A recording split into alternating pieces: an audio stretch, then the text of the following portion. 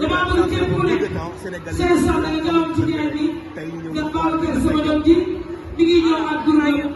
mooy tëdd tey ci góor kon nga amatul bari ngay jëgal ñu ñu ko xale yi damaa bëgg lu gaawatu xam ne Babacar Sall yaay ne Mame Boye Diao mi ngi ñëw tey ci góor Mame Boye Diao pare na takku na ba dëgër tey ci góor ngay ñëw xool si jigéen yooyu xam ne ñoo am ak Mewes kon gaawatu leen tey réew mi dina yëngu Babacar Sall ngeen ba léegi yaa ngi faat ki nga xamante ni mooy kon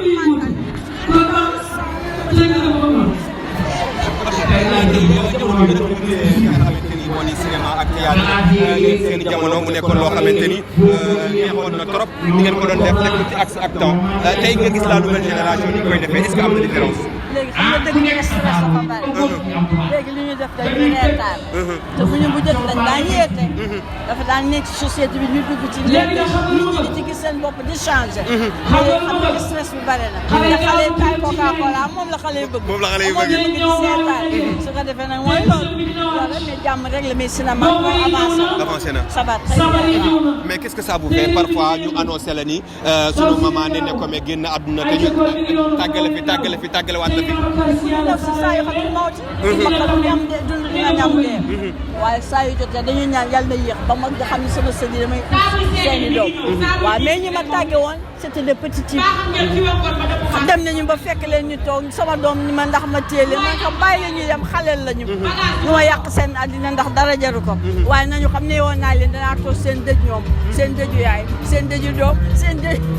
ñoom ñëpp naka nga ko doon dundee ak njaboot gi parce que rien du tout rien dama ni rek dara parce que ñoom ñoo xewaloon loolu parce que bi ñu leen ko waxee dañu ni waaw dañu ubbi kii bu bees bëggoon buzz rek moo tax ñu dugal maire bi loolu la ñu wax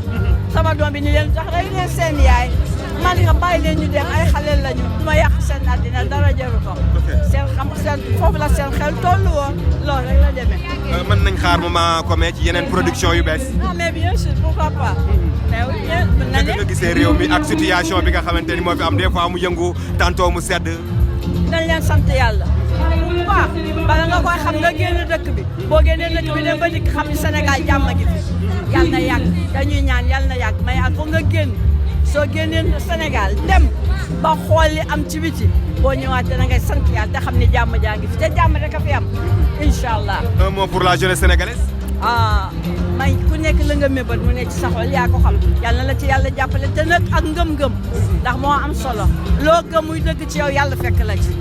xanaa xamoo sàcc bi dafa yàkkam ci waaye la mu jël moo ko moom déggoo loolu. jàmm ak jàmm yàlla na la yàlla defal jàmm. amiin kontaan naa kontaan naa.